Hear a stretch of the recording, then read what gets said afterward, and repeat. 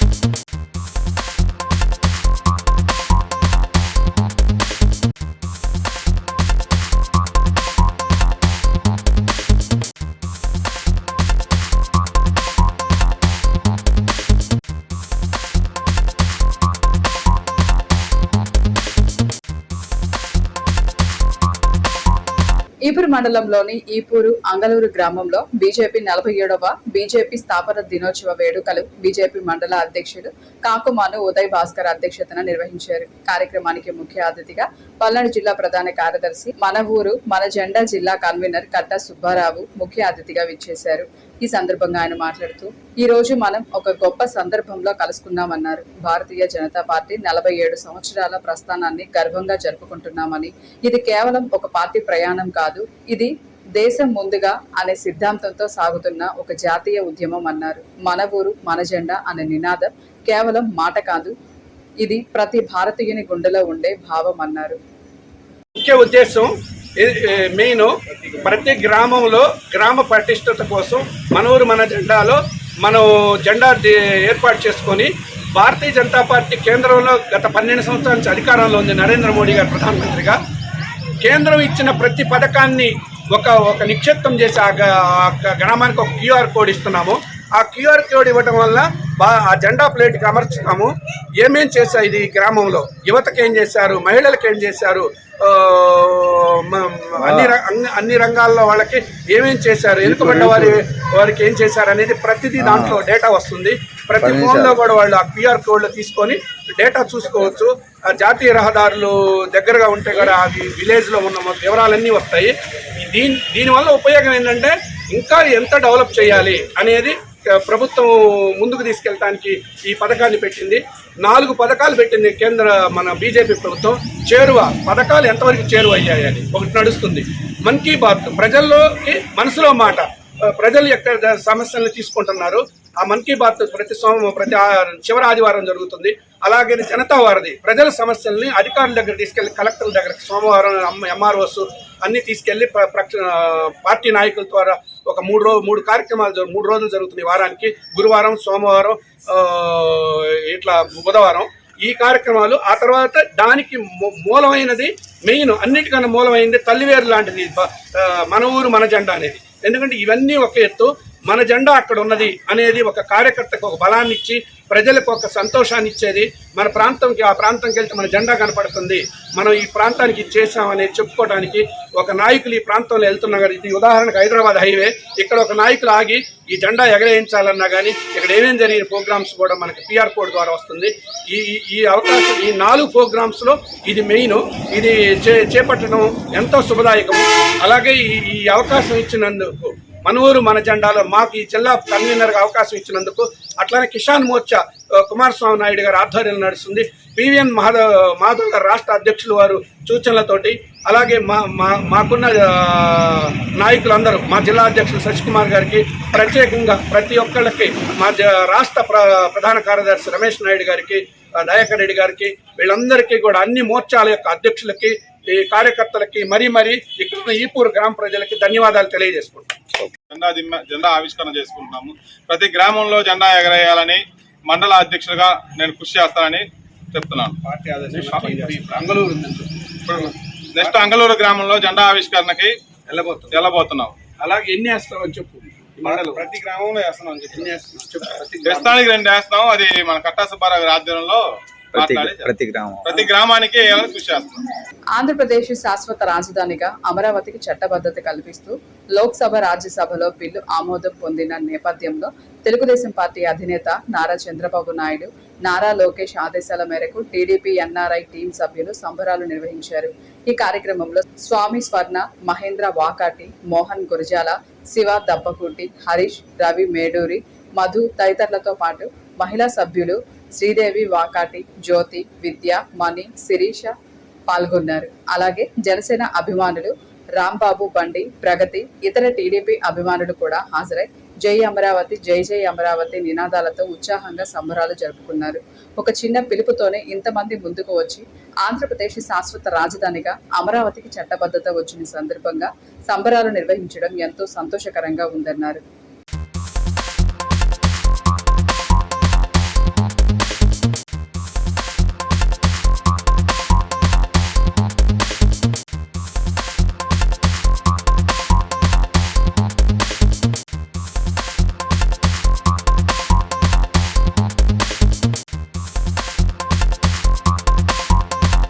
ఈపూరు మండలం కొండ్రపట్ల గ్రామంలోని RCM church ఆవరణలో young star helping hearts foundation ఆధ్వర్యంలో Vinukonda Suresh super speciality hospital సహకారంతో భారీ ఉచిత వైద్య శిబిరాన్ని నిర్వహించారు. ముఖ్య అతిథిగా DCCB bank chairman Makkena Mallikarjunarao విచ్చేసి శిబిరాన్ని ప్రారంభించారు. ఈ సందర్భంగా ఆయన మాట్లాడుతూ సేవా దృక్పథంతో గ్రామీణ ప్రాంత ప్రజల కోసం ఇలాంటి వైద్య శిబిరాలు ఏర్పాటు చేయడం అభినందనీయమన్నారు. పేదలకు మెరుగైన వైద్యం అందించడంలో స్వచ్ఛంద సంస్థల పాత్ర కీలకమని కొనియాడారు. ప్రముఖ వైద్యులు డాక్టర్ అన్నా మణికంఠ సురేష్, డాక్టర్ మృదులా తేజస్వి రోగులకు వైద్య పరీక్షలు నిర్వహించారు.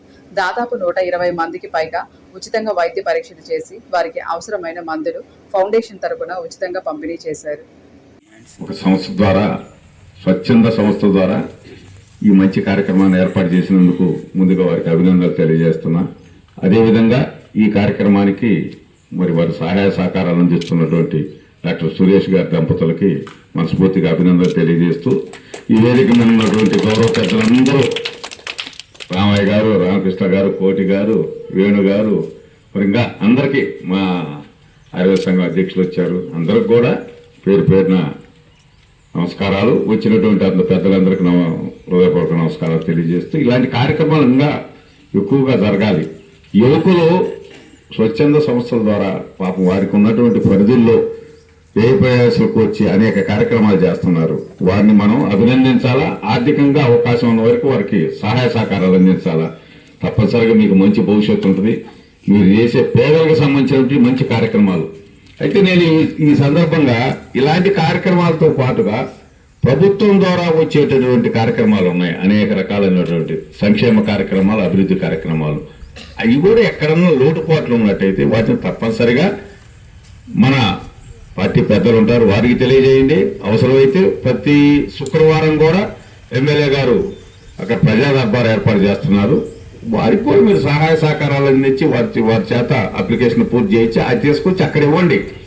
ఎందుకంటే ఈ రోజున ప్రభుత్వం ద్వారా అనేక కార్యక్రమాలు అయ్యా. పెన్షన్ ఒక్కరికి మీరు పెన్షన్ ఇచ్చినా వారి జీవితం మొత్తం తెనేవైంది. ఆ విధంగా పెన్షన్స్ కానివ్వండి, రేపు హౌసింగ్ నిర్మాణంలో కానివ్వండి, ఇక మీ పార్టీ పెద్దలు, గ్రామ పెద్దలు ఉంటారు, వారికి సహాయం చేయండి. కొన్ని గ్రామాలలో అయితే ఏంటంటే తెలియక వెనకబడిపోయేటటువంటి మీరు తిరుగుతూ ఉన్నప్పుడు ఇలాంటి కార్యక్రమాలన్నీ చేయాలని ఈ సందర్భంగా మీకు చిన్న సూచన చేస్తున్నా. అదేవిధంగా యువకుడు సురేష్ గారు మొన్ననే హాస్పిటల్ ఓపెన్ చేయడం జరిగింది. మేము కూడా వెళ్ళాము. దానికి చాలా మంచి వ్యక్తులు. వినుకొండకి మంచి సేవలు అందించేదానికి అన్ని సూపర్ స్పెషాలిటీ వైద్య సేవలు అందరూ కూడా అందిస్తున్నారు. యువకులు, భార్యాభర్తలు ఇరువురు కూడా వారికి మనస్ఫూర్తిగా అభినందనలు తెలియజేస్తూ, తప్పనిసరిగా వారికి కూడా మనం అవసరమైనప్పుడు మనందరం వారి అన్నింటి ఉండాలని ఈ సందర్భంగా కోరుకుంటూ, భవిష్యత్తులో ఇంకా బాగా పేదలకు సేవ చేయాలని ఈ సందర్భంగా కోరుతూ, మంచి వైద్యాన్ని అందించాలని మనస్ఫూర్తిగా కోరుకుంటూ, నన్ను ఆహ్వానించినందుకు మీ అందరికీ ధన్యవాదాలు తెలియజేస్తూ ముగిస్తున్నా. వేరే పరిందయ్యా అర్జెంటుగా. మండలం విటిమరాజుపల్లిలో కొందరు దుండగులు మద్యం సేవించి గుంటూరు కర్నూలు రహదారి పక్కనే ఉన్న మందిరంలోని నాగమయ్య స్వామి విగ్రహాలను ధ్వంసం చేసినట్లు తెలిపిన గ్రామస్తులు విగ్రహాలను ధ్వంసం చేసిన వారిని కఠినంగా శిక్షించాలని గ్రామస్తులు డిమాండ్ చేశారు. రాత్రి మేము సెంటర్ నుంచి అక్కడ టీ కొట్టు కాడ నుంచి ఇంటి ఊర్లోకి వెళ్ళడానికి ప్రయాణం వస్తుంటే పిచ్చికలపాల గ్రామస్తులు కుర్రోళ్ళు ఇద్దరు ఇట్లా నాగయ్య స్వామి బొమ్మ తీసుకొని రోడ్డు మీద పడేశారని చెప్పారు. దాంతో మేము కూడా నేను శ్రీనివాసరావు పోతే యాదవ శంకరరావు ముగ్గురు వచ్చేసరికి మేము రోడ్డు ఇక్కడికి వచ్చేసరికి బొమ్మ మొత్తం రోడ్డు మీద పడేసి చిందరబందరంగా పడి లారీలన్నీ తొక్కి చండాలంగా అయినాయి. తర్వాత అవన్నీ మేమే అవి మొత్తం తీసి గుట్ట వేసాము.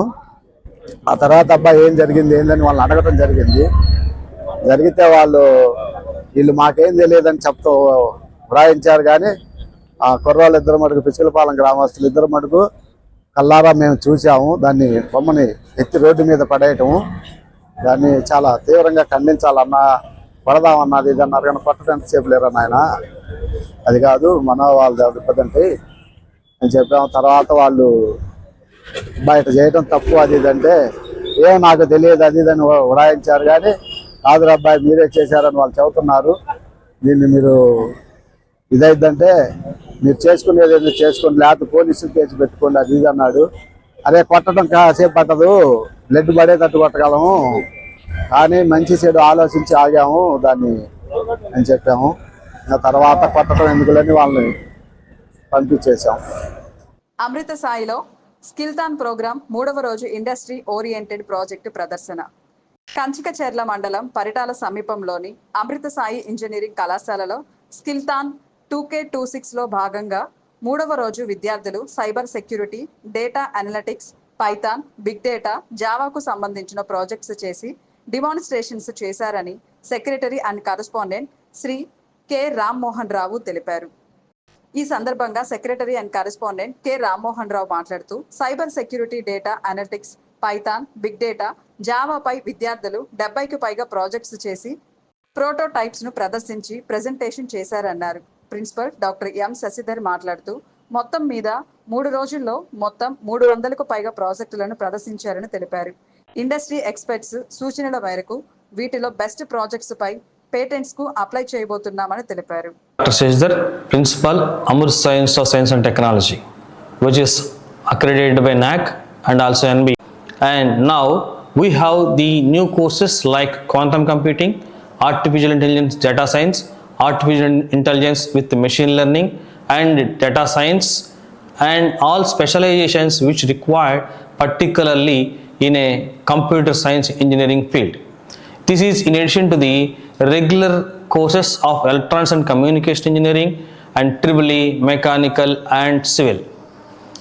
And in particularly today we completed a skillthon, which is a platform where students can showcase their academic and the skill talent. The skill talent means students should have a industry ready skills which is required and an additional part of the regular academics. As an autonomous institution, we have the flexibility of choosing our own courses. Instead of that, regular academic courses which will be taught to the students, and we are also teaching the additional skills to the students which is required particularly for the industry.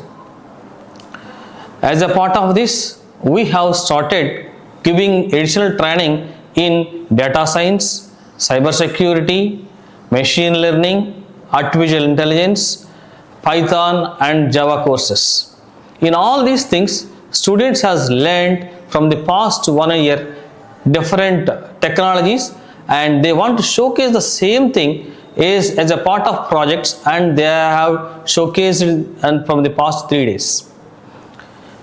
Whatever they learned theoretically and practical skills, all those things has been explained by the students today to the different industries which has been participated on the into the proper fashion using the mentors.